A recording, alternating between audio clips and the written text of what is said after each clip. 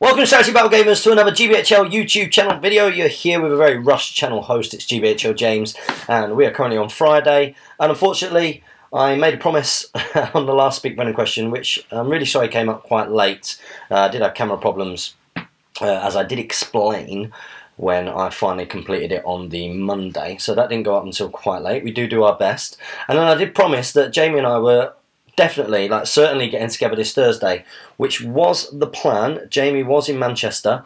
I wasn't feeling great. I was feeling a little bit tired, and I said, right, let's just get Speak Friend in Question done. And then we just decided to ditch it. He said, listen, just get it recorded when you can, and I'll film some unboxings by myself, and we'll try and get together next week. So I'm really sorry that it's me on my own. I know that you all like the double act, but I shall do my best. I'm not even bothering recording this on my camera. I'm doing it on the laptop because I've got to fly for my stag doing, 3 or 4 hours. I've got a friend coming on here to start some drinks soon. So this is how committed I am. It's Friday. I've just finished doing my pre-stag do workout. That's right. And you've got 45 questions in Strategy Battle Gamers. I am mega impressed, and I hope I can get through most of them. If the doorbell goes, then I'm sorry, but it will be comment, like, share and subscribe time. So you'll have to do your questions for next week. So I will do my best. So first up, we've got Josh Bejon. By the way, it doesn't bode well that I'm doing this on my own for this, and I'm trying to do it quickly, because I believe that the last Speak Friend question I did on my own was 1 hour and 45 minutes. Unbelievable. So I hope that you got loads of painting done to that. Okay, so Josh Bejon has got a question here. He's put, hi, sorry for the confusion. My question about replacing Frodo. Don't apologise. I'm easily confused. But what I meant was, if you could replace Frodo with anyone to destroy the ring, who would you choose? I ask this because myself and my friend are having trouble thinking of anything useful that Frodo actually does. The only thing that we can think of is walking across Middle-earth. Now that that's out the way, my question for this week is, what do you think about Games Workshop releasing the free model resin kits for $40? I don't know what the price is in pounds. I understand that the message involved in Frodo Bilbo is that it doesn't matter what you are, only what you do. And yeah, that's the key thing about the Hobbits. It's basically trying to say that it doesn't matter how insignificant that you think that you are in the bigger picture. Actually, the moral to the story is that it's the little things that people do, or it can be small people can achieve great things through great endeavour. I think one of the dangers about giving the ring to a more powerful character, like a Glorfindel or an Aragorn, is that if they decide to take the ring for themselves, they will become the most terrible of lords, and it's highly possible. You know, the ring is able to corrupt people, even elves. So I think that's the message, is that actually, you know, Gollum was a hobbit-like creature, and he showed a tremendous amount of resistance to the ring, as did Bilbo. Bilbo expressed quite a big resistance to it. So really, a hobbit was actually the best choice, and ultimately everything turned out the way that it did because of the series of events. So I don't think it would have made it if Frodo hadn't taken it. Well, we've got no way of knowing otherwise, of course, because it's a story, but I think that's the point, isn't it? The point is that these great deeds are achieved by people who aren't deemed to be, you know, great lords or capable of great things, but of course they do. And of course, hobbits are very resilient. In terms of the price for the 3 model resin kits, I think that if the plastic boxes, it costs a lot more to create plastic molds as it does to do sort of fine cast or resin clamp packs, because you have to spend a lot more on the molds, I believe. And ultimately it's a business decision. If they're not making enough money from selling the plastic boxes, or the newer plastic boxes, we got tons of plastic stuff for the first release, and if they've had to go to doing fine cast, then it means that the sales weren't good enough. So ultimately it's about, you know, from a business point of view, how much are we supporting our Hobbit hobby?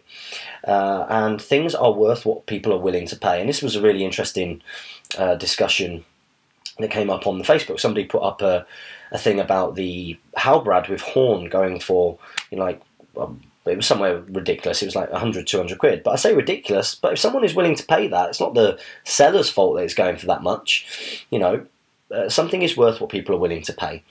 And if you, yes, it would be better for us if if it was plastic, but if the numbers aren't there for it, then it's got to be resin. So I also think that the resin work is absolutely fantastic on a lot of the new models. Really, really, really high standard. You know, I think on the whole, you can sort of almost stick two fingers up to the old days of having lots of problems with fine cast on the whole. So no loads of hate things, just a lot of the models I've seen have been supremely detailed and really gorgeous. So I think something is worth what you're willing to pay for it, and the models are gorgeous. If you don't want to buy them, don't buy them. If you do want to buy them, buy them. Okay, thank you very much for your question. Next up, we've got the one and only JT at Awkward Battles. Really enjoyed my battle with JT, and I'm looking forward to. I might try and do his. He's got like a little escalation tournament just before our own event, and because it's not too far, I might try and go to that. But hi guys, my question is regarding Dain of the Iron Hills and the hope of a new model and profile. To represent the age difference between him and the current War of the Ring profile, what stats changes would you like to see? I think he should have a special rule, flying headbutt, similar to the Mahud War Camel Impaler rule, but use it more than once per turn if the first model is killed. It'd definitely represent the movie, but it's a slightly biased dwarf opinion. Smiley winky face. I think he'll almost certainly be a fight 6, like your Thorins and everything. I think he'll be fight 6. I think he will. Will he be strength 5? I think he might be strength 5. I'm not sure if he comes out. I think he will be base defense 6 or 7. Could take heavy armor. He'll almost certainly be burly with his hammery thing. There must be some kind of special mount rule, I would hope. And I think that they might do something like when fighting on foot, you know, he can make a single strike on all models in base contact at strength 1, which represents that headbutt thing. But who knows? That could be quite fun. But fingers crossed that we get to see him. I can't imagine not. So next up we got a Sean Shaw 100. He's put, not a question, but I'm a Rohan player. Good man. But he's put, one that would rather use Theoden and Aemma Marshal of the Riddermark rather than Aemma Knight of the Pelennor and Sons of Ale spam. Are you flaming me? Fantastic. Well, it's good that you like to take Theoden. Obviously, you can try and be quite. I mean, I know that. Tom Harrison, GBHL Tom, he's taken Theoden before and done pretty well, but it depends how much you want to optimise your list. And it's only been in sort of, I think in the Sterling tournament that I would say that I did Sons of Ale spam. I've always made this argument to anybody who wants to come to the table. The Sons of Ale were 25% of my 500 point army. Now people like to argue that maybe doing the Westfold Red Shield upgrade to Riders of Rohan makes them more like an elite, but I'd argue that, you know, a fight for version of a Rider of Rohan is that much better, but I'm not sure that makes them elite. And Outriders, you know, as they are now, are they elites? You know, they're a very light sort of specialised troop. I'm not sure I count them as elites. But Sons of Ale spam is something that I've only really I would say been guilty of since I once again lost at Lords of Battle at a tournament I was doing very well at. I tend to perform quite well at the Mid-Sussex Wargaming tournaments. I think it's because they're one-day tournaments, and that can kind of mask, you know, over a 2-day event you can be found out several times, but at a one-day event you might only get found out once. But in the last 2 East Grenster tournaments, which I've done well at, 2nd and 3rd and stuff like that, I've been beaten at what should have been, at the time, my best scenario, which is Lords of Battle, by 2 very good players, but shooty heavy armies, because shooty heavy armies that had wizards. And it made me think, you know, the same kind of thought process as Damien when he was, you know, building his Isengard list is the way that he expresses. He got to a point where he couldn't think of a better optimization as, well, should I take a feral or should I take this? And it came down pretty straight down the line. Well, actually, this list would be better if I take more feral Urukai. And I've kind of gone down that way only recently. I did it at Sterling for 3 games. You have to be good and evil at Sterling, and I won all 3 games with that. And it was 50% Sons of Ale, and it was 50% of the Riders of Rohan. I also got a banner in there as well. Can be very handy for cavalry. I also got the Riders of Rohan, or the Westfold Red Shields, because they are very, very, very important.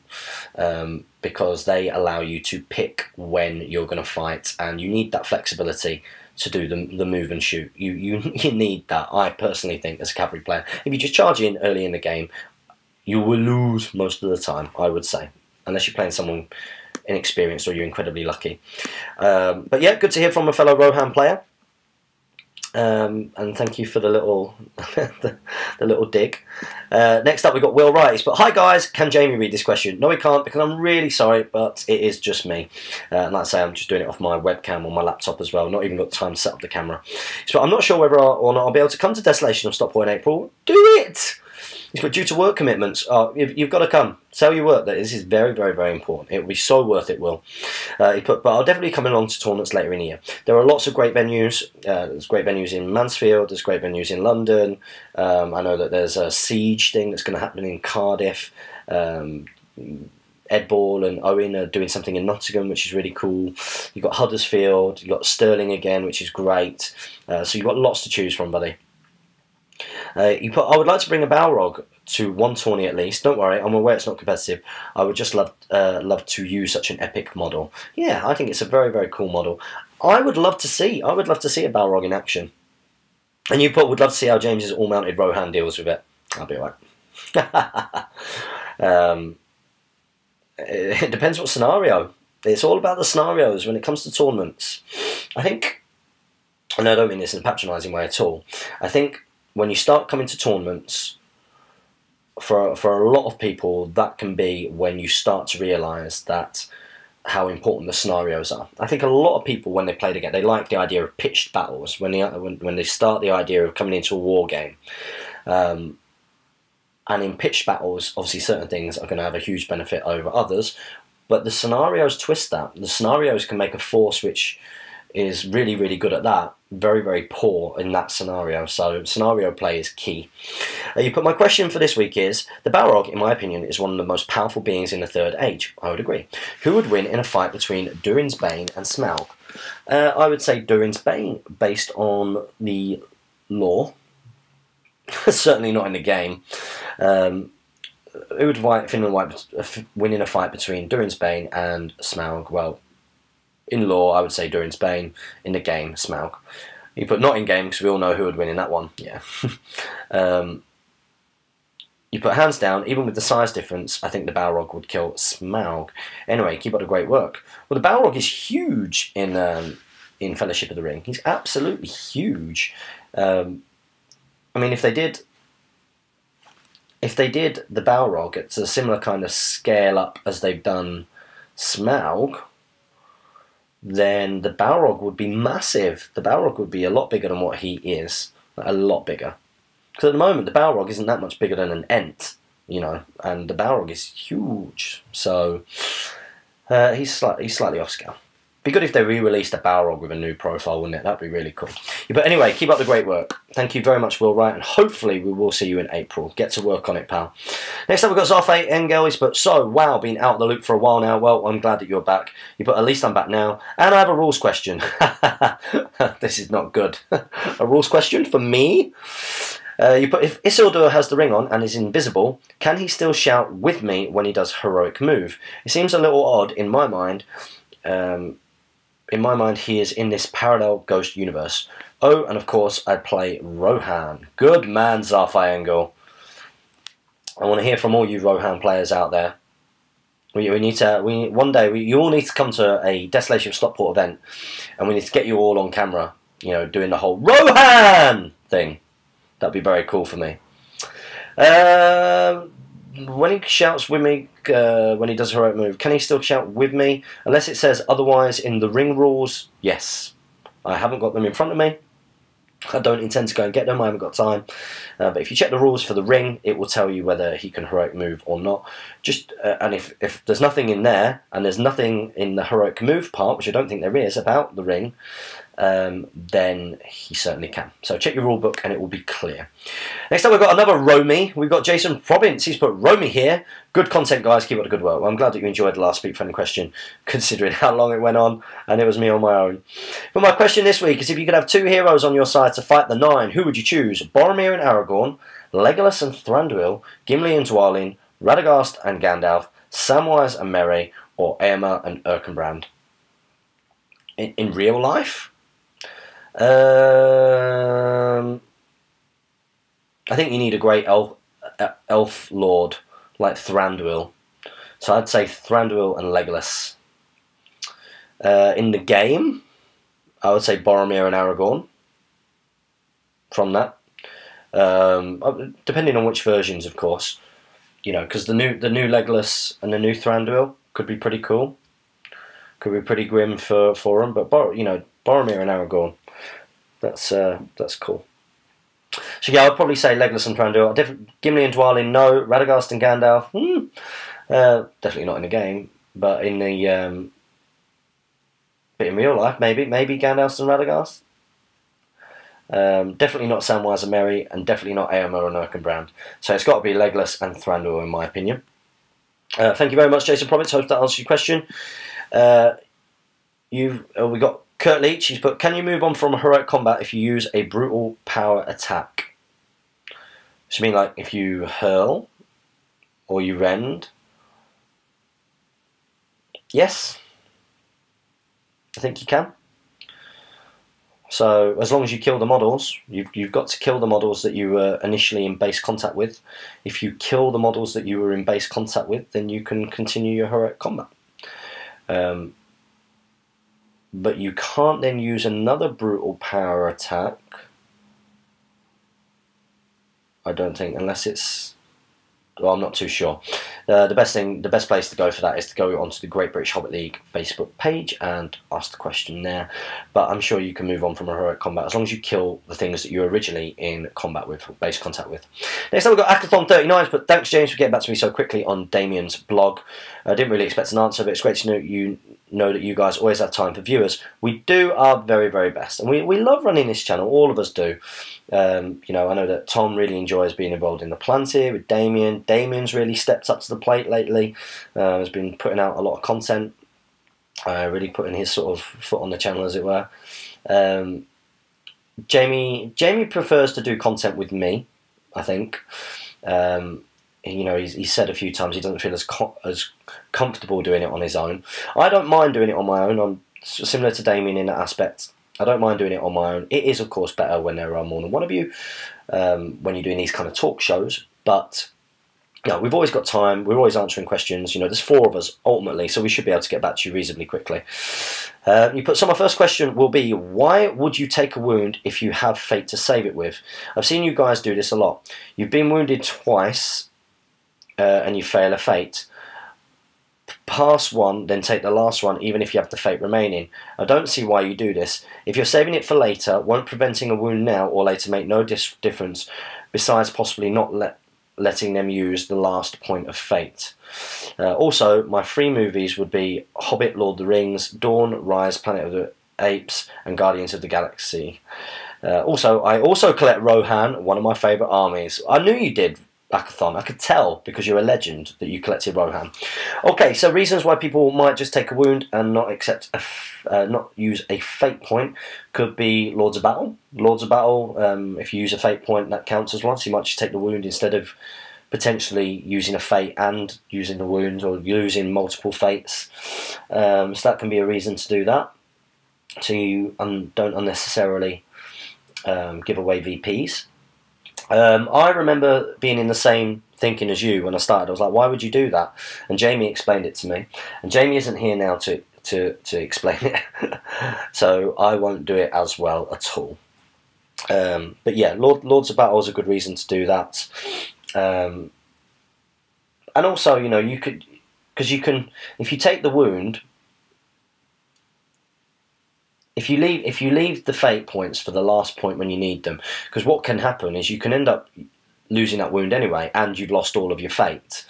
So if you take the wound early, you've still got your fate and your wound. Whereas, let's say, for example, you rolled your fate and you failed them all and then took a wound, then your hero is all of a sudden looks a lot more vulnerable than if they've still got their fate points and have only taken one wound.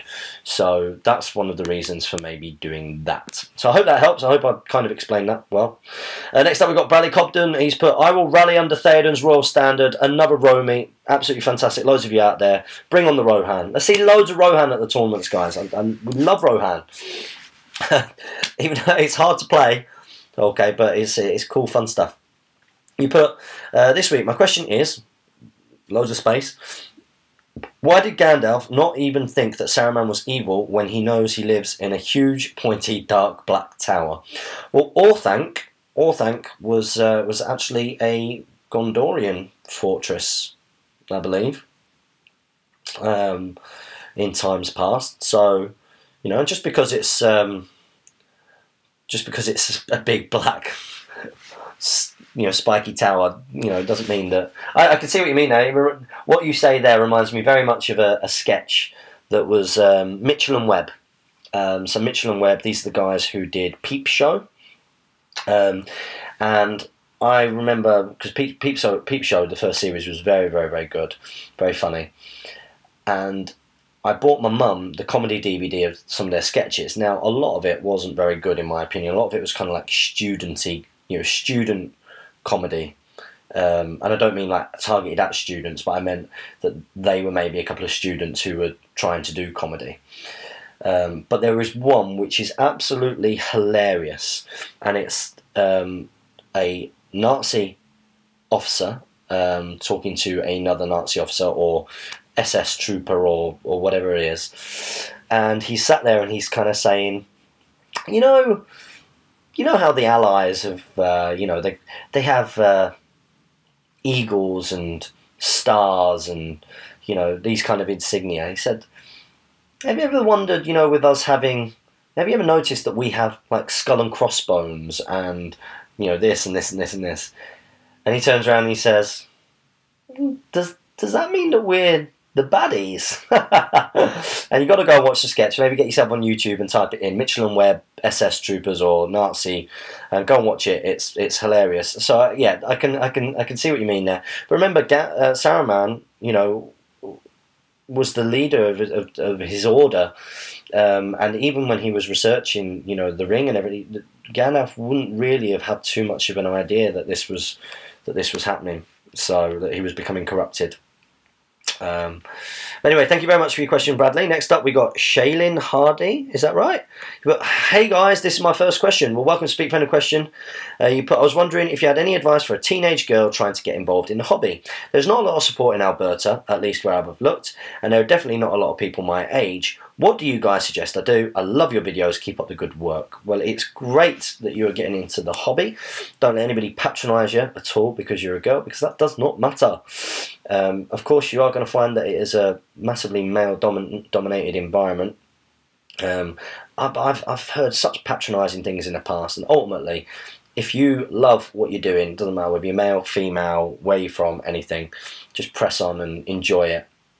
The advice that I would give you is to keep on watching this, and you know, you said that there's not a lot of support in Alberta. Maybe go and try and find where, you know, there are wargamers. So do you have any local gaming stores? Do you have any games workshops reasonably locally? Get yourself down there, and like I say, don't let yourself be patronised at all by anybody, and you know, get yourself in there and maybe be willing to try other people's systems, maybe paint the miniatures sort of in front of people, and just try and generally get people into a game. I did hear something quite interesting that Steve Crow said to me, and he said that when he went into, because he'd been doing a bit of Hobbit hobby supporting lately, and he went into his Games Workshop in Altrincham, and the manager there absolutely loves Lord of the Rings, but he never ever plays it, and he never really plays it in the store unless someone specifically comes in and asks for it, because most people come in and play 40k. But he said that nearly every single player, 40k player or Warhammer player that comes into play, has a Hobbit army.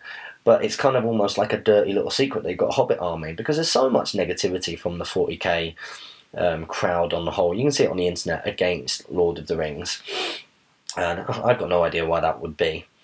having played both systems. So yeah, what I would recommend that you do is, just keep seeking out. There's a population finder on our Great British Hobbit League Facebook group. Get on the forums like the One Ring, and try and make sure that you're, don't go and meet anybody on your own. Make sure that you're going into sort of environments in public, where the games workshops and local gaming stores where there's going to be lots of people. I'm sure you'll get there, and if you need any more advice and help, that's what we're here for. So thanks very much for your question, Shaylin. Is it Shaylin? Let me know that I'm saying your name right, and thanks for watching the channel. Next up, we've got Dain Morehouse. We've got, hi James, I'm new to the Lord of the Rings Hobbit SBG and would just like to ask what colours and shades I should use to paint the palace guards. Cheers. And by the way, my name's pronounced as if it was spelt Tani, just because most people don't know how to pronounce it. Yes, I would say, I think I said Dain Morehouse. Tani Morehouse. Okay, brilliant. Yes, if you go onto GBHL Damien's hobby blog, latest hobby blog, he goes through the colour paints that he uses on there. So have a little look at that, and that will give you all of the information you need. But also, I forgot to ask, were you guys thinking of doing more SBG magazines if you haven't already, and that you guys and the channel are awesome. I know that GBHL Tom and GBHL Damien will almost certainly be doing another SBG magazine.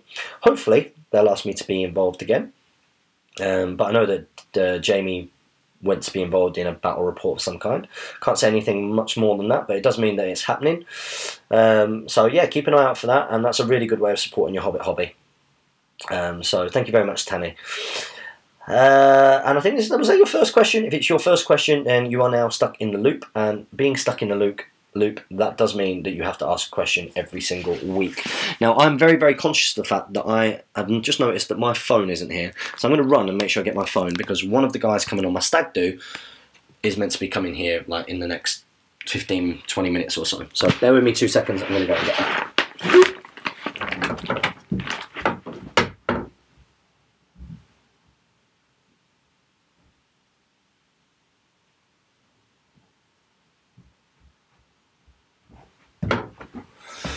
No missed calls, that's a good sign. Okay, ooh, sorry for disorientating you all. Sorry about that, guys. Okay, so next up we have Johnny Graham Beggs.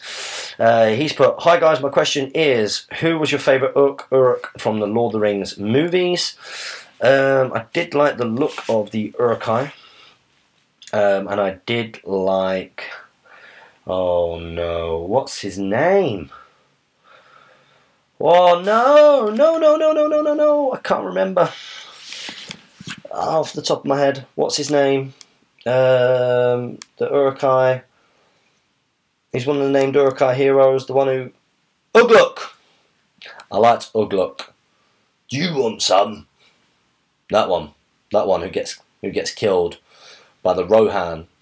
I did like that one. I like the look of the Uruk-hai. The Uruk-hai were done very, very well in my opinion.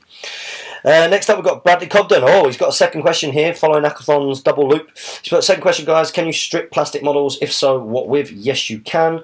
I use fairy power spray. Just leave them in the fairy power spray, and a lot of that should come off. Make sure you don't put them in anything like nail varnish remover or anything, they will melt. Okay, next up we've got Dynasty. They put, thanks for answering my question. Because of your channel, me and my friend have done our own battle companies. Fantastic. That series has really brought on a lot of people to try out battle companies, so that's really good news. If any of you guys are watching this Speak Funny Question and you haven't watched the series of battle companies, get on it, it's awesome. I have a legion of wargs led by the Orc Maldug, that's a good name, his son Malgamor and second cousin Alvadug, and there are 3 wild wars, Lockjaw, Vikun, and their young warg son Cub. Cub's my favourite. And doing battle companies, I wondered what is your favourite race in any fantasy, not just Lord of the Rings. You can choose anything. Wookiees, for example. I like Gorons from Zelda. I like Gorons from Zelda. What else do I like? Any fantasy. Do you know what's really interesting though? I tend to pick human races in fantasy, like in anything, whether it's Skyrim or anything really. Or even Star Wars, I would go for something that's quite human rather than something that's alien. And same in Lord of the Rings really. My favourite stuff is human. But good question. One bit of advice I would say to you with battle companies is do try and make the names of your characters and things not too complicated and not too similar, because it caused me and Jamie no end of problems throughout. And you put, oh, and then Akathon put, Battle Companies was fun watching you guys and playing on your own with Destiny. I don't know. Sorry about that, Akathon. Don't know what that means. Next up, we've got Rushek. You put, I just realised when you answered my question last week that I'd totally forgotten to add James to the armies I'd already seen. Yeah, that's right. Those army showcases are mostly mine. My bad. It's been a long winter here, and I think the snow's gotten better of me. My question this week is, since I play primarily dwarves, do you think the new Thorin is better to lead an army, or the original from the first release? They both seem to have advantages depending on the new scenario, but what do you think overall? Thanks again, guys. Can the new Thorin lead Warriors of Erebor? I thought that he was part of the Champions of Erebor list and can only be taken as part of the Champions of Erebor. I would say for the point. I mean, the original Thorin is sort of well pointed, and you can mount him on a pony. Mounting something on a pony is pretty good. Oh, I'm vibrating. This is Matt Millwood about my stag do. Bear with me. Hi, buddy. You all right? Yeah, I'm good. How long are you going to be? Brilliant. All right, I'll see you in about 10 minutes.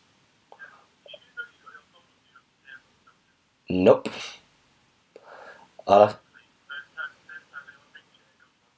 Really? That's,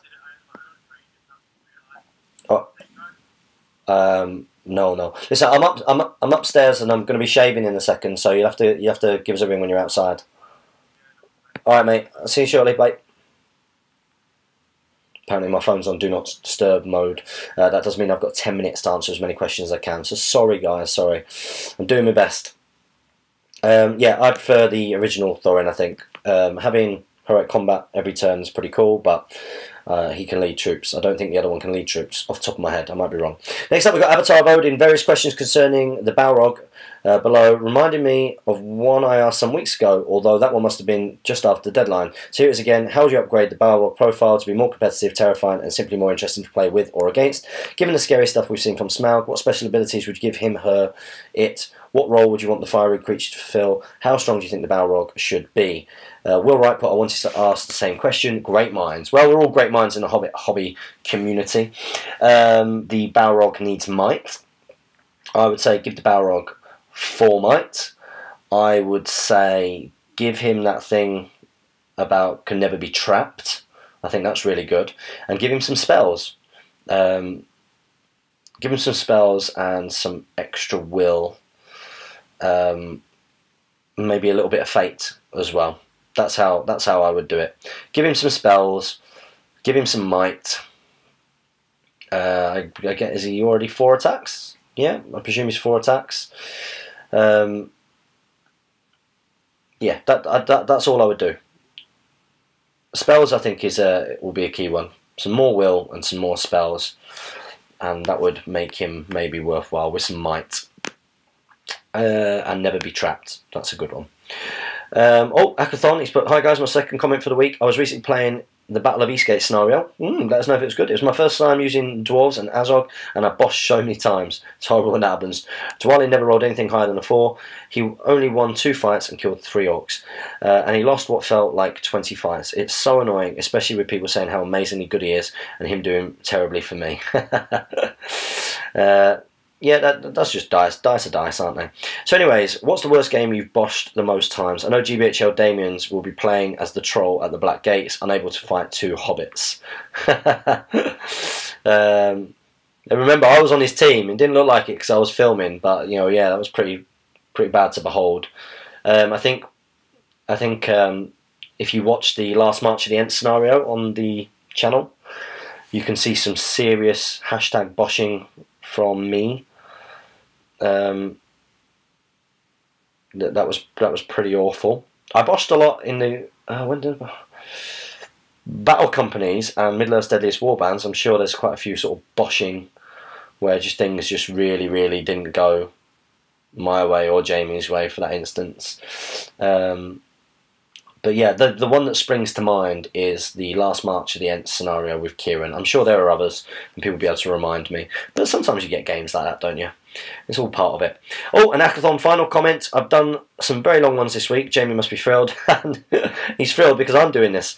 So I've decided that every week I'll ask a nice short question for you. I'm really enjoying your Fellowship of the Ring campaign. Have you thought about continuing the story through the trilogy and keeping certain deaths and profile changes throughout? P.S. I was really tempted to do an ultra-long question for you, Jamie, as requested from James, but I thought that you suffered enough. He hasn't suffered at all because I've been doing Speak Fed a Question. Remember this. We've always got ideas for filming, so I'm sure that they'll continue on. We've got another question from Johnny Graham Beggs. He's put, got another question. I was thinking of starting up a Lord of the Rings Hobbit SBG YouTube channel. What tips would you give to me? Thanks.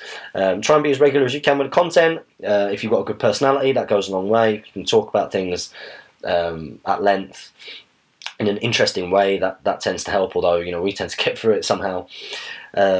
Having some kind of regularity is good. So we try and release content every single day, and we try and stick to sort of our own things of, okay, we need to put up a battle report a week or a couple of battle reports a week, Speak for any question on a Sunday, even though we've not been able to do that so much lately. And that's only probably going to get a little bit worse over the next period of time, I would imagine, with me getting married, because even in the run up to stag do, I've been struggling with work and everything. So yeah, a bit of regularity. Even if you're doing one video a week, make sure that it's okay, it's going to be Sunday or it's going to be Monday. Regularity and people knowing what to expect is a big thing, and persist with it as well. You'll start off and you'll get like a couple of views. There's quite a few guys out there doing it now, which is good. I'm glad that everybody feels inspired and using our catchphrases and everything. It's good. Next up we got Barada Kazan. He's put, "We are Belgians." Was this me when I had my brain thing? Like, what do you call a Belgian person? Yes, you are Belgians. Do you know what? Yeah, I had a really weird moment where I couldn't remember what someone from Belgium was called. We are Belgians. It doesn't sound right, top of my head. Okay, next up we've got James Wilson. He's put, "Hi guys, this is my first question. I love the videos, really helped me get through the painting. However, my question is, what do you think of the Gothmog Pelennor model? As I recently managed to purchase one from eBay because it's my favourite Lord of the Rings miniature." Yeah, it's quite nice actually. Very hard to get hold of. But also, what is the GBHL stance on alliances and tournaments? In the Hobbit rulebook, it says that any good evil force can ally with one form or the other. I never seem to hear you guys speaking about allied forces. Thanks, guys. That's because a lot of people really like to play themey, and when people do ally, it tends to be to bring in some kind of cheesy combination that wasn't supposed to necessarily go together. But yeah, if it fits, it fits. In tournament play, you can do whatever you want. So I just tend to like bringing an army which is purish. So that's sort of my thought on that, really. Next up, we've got David Whitaker. He's put, "I'm going to hold you on your word to making a separate video regarding recasting the Fellowship." Yes, do. Keep reminding me as well, because I'm very forgetful. The most important question, though, was clearly which member you would cast as Nicolas Cage. Merry. There we go. Answered.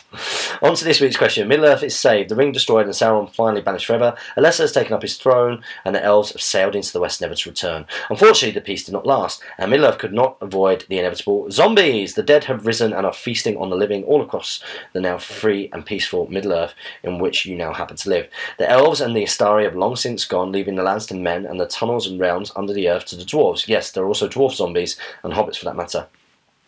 You've done a Rick Grimes and woken up from some kind of coma or really awesome nap a couple of months into the whole thing, and by this time the virus has spread to the furthest realms of Middle-earth. My question is, how do you tend to survive? Where do you go? Who do you trust? What gear do you carry with you? Well, I would certainly want some kind of mount for speed, Can these zombies ride horses and stuff? Or are there zombie wargs?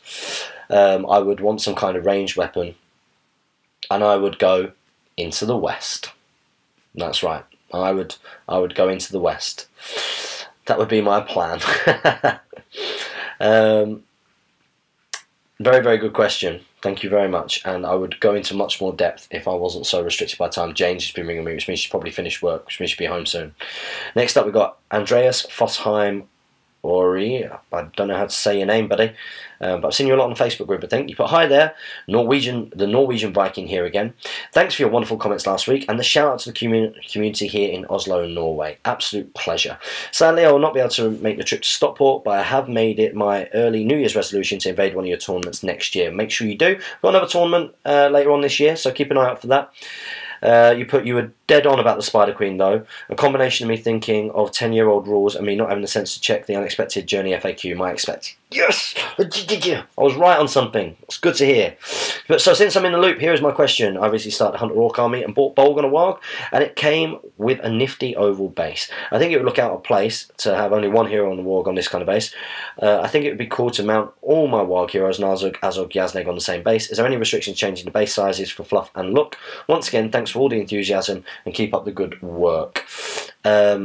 I don't think that you can change the base. Jamie made the argument that you can make a base bigger, but you can't make a base smaller, but I'm pretty sure that you've got to use the bases that are supplied. And trust me, you want as small a base as possible. I don't think the oval bases are particularly great for gameplay. Matt Millward has just called me.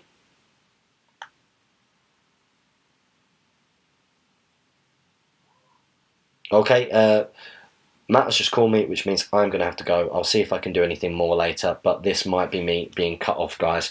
So big apologies to Akathon39, Jay Acharya22, Matt Patterson, Ross Diggle,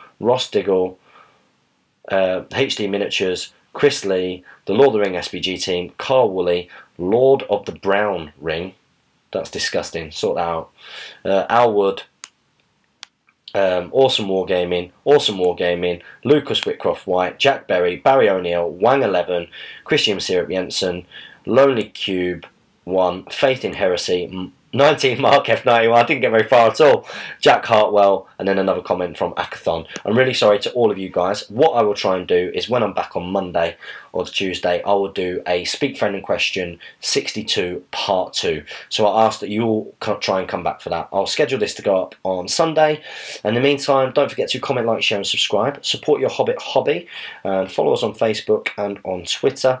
And wish me luck on my stag do this weekend. Happy strategy battle gaming, guys.